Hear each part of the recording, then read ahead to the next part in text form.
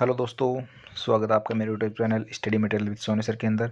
तो आज हम उत्कर्ष की जो आंसर की डाली है उत्कर्ष ने, उसी के अनुसार हम जो अध्ययन करेंगे कि बाल विकास एवं शिक्षण शास्त्र का। तो इसमें पहला क्वेश्चन है, अल्बर्ट बांडुंगा के अनुसार निर्णयात्मक अधिगम हेतु 4 प्रस्तावित आवश्यक है, इनमें से कौन सी का सही क्रम है? तो सही क्रम कौन सा है? अवधान, धारणा, पुनरुत्पादन और अनुप्रेरणा। ये इसका आंसर हो जाएगा सी। तो इसके लिए 4 क्रमबद्ध होने चाहिए। सिगमंड फ्राइड के अनुसार अचेतन मन की विशेषताओं को ज्ञात करने के लिए सर्वाधिक उपयुक्त विधि कौन सी है? तो सर्व साक्षात्कार विधि सबसे अधिक उपयोगी विधि है। एच डी का अर्थ क्या है? तो इसमें कौन सा है? ध्यान विकार वाले बालकों के लिए इसका अर्थ क्या है? ध्यान विकार वाले बालकों के लिए एच डी विधि का प्रयोग किया जाता है। एक प्रशिक्षण जो व्यक्ति किसी एक से अधिक क्षेत्रों में उनकी विशेषताओं एवं कमियों को व्यक्त करने के लिए किया जाता है। तो इसमें कौन सा है? उपलब्धि परीक्षण के लिए इसका प्रयोग किया जाता है। भारतीय संविधान में कौन से संशोधन में शिक्षा का अधिकार उल्लेख किया गया है? तो 86वें संविधान संशोधन के अंदर भारतीय संविधान की शिक्षा का अधिकार उल्लेख किया गया है 21A के अंदर। ठीक है। शिक्षा के अधिनियम 2009 के अंदर शिक्षा के प्रति सप्ताह का न्यूनतम कितना कार्य घंटा कितना होना चाहिए? तो 45 होने चाहिए। 45 घंटे न्यूनतम कार्य क्षेत्र को होना चाहिए। एक विद्यालय में प्रधानक द्वारा विद्यार्थियों की विभिन्न विवेकात्मक समस्याओं के कारण उन्हें पहचाने उन्हें दूर करने के लिए कौन से अनुसंधान कार्य किया जाना चाहिए? तो इसका आंसर हो जाएगा एक क्रियात्मक अनुसंधान का कार्य किया जाना चाहिए। निम्नलिखित में से कौन सा सिद्धांत परमाणु के द्वारा सीखे जाने से संबंधित है? परमाणु के द्वारा सीखा, तो क्रिया प्रस्तुत का सिद्धांत परमाणु के द्वारा सीखे जाने वाला सिद्धांत है। इसके बाद में आता है कि जब हम वर्तमान स्कीमा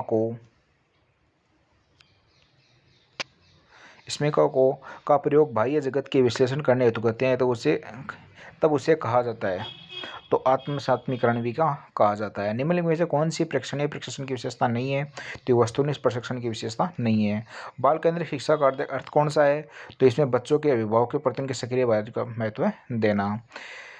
रेविना प्रोग्रेसिव मैट्रिसेस का प्रयोग किसके मापन के लिए किया जाता है? तो बुद्धि मापन के लिए इसका प्रयोग किया जाता है। वाइगोत्स्की के अनुसार बालक सीखता है, तो वाइगोत्स्की के अनुसार बालक वयस्कों एवं समवयस्कों के साथ परस्पर क्रिया करने से सीखता है। इसके बाद में आता है किस वैज्ञानिकों के द्वारा सर्वप्रथम बुद्धि प्रशिक्षण का प्रयोग किया था? तो बेने के द्वारा सर्वप्रथम बुद्धि प्रशिक्षण का प्रयोग किया गया था। एक शिक्षक द्वारा प्रतिभाशाली बालकों के उत्थान हेतु कौन सा प्रयास किया जाना चाहिए? तो कौन सा प्रयास किया जाना चाहिए? इसका आंसर रहेगा विशिष्ट कक्षाएं में प्रोत्साहन किया जाना चाहिए। अगला क्वेश्चन है, एक बालक है जिसकी वार्षिक आयु 13 वर्ष और मानसिक आयु 14 वर्ष है, तो उसकी बुद्धि उपलब्धि कितनी होगी? तो 107.69 इसकी बुद्धि उपलब्धि होगी। तो सीखने का क्लासिक कंडीशनिंग सिद्धांत किसके द्वारा दिया गया है? तो पावलक के द्वारा ये सिद्धांत दिया गया है। अगला क्वेश्चन आता है कि बाल अपराध का कारण है, तो बाल अपराध का क्या कारण है? तो इसका आंसर हो जाएगा माता पिता के अंदर अनपन बाल अपराध का कारण है। बालक में मुक्त अनिवार्य शिक्षा अधिनियम 2000 किस ध्यान नहीं दिया गया है? तो किसके ऊपर ध्यान नहीं दिया गया है? 14 वर्ष के पश्चात की व्यवस्था के ऊपर इसका ध्यान दिया गया है। निम्न में से कौन सा चरण शोध एवं क्रियात्मक अनुसंधान और बनाया गया है? तो इसका आंसर हो जाएगा प्रोग्राम एवं क्रियान्वयन मूल्यांकन शोध क्रियात्मक अनुसंधान बनाया गया है।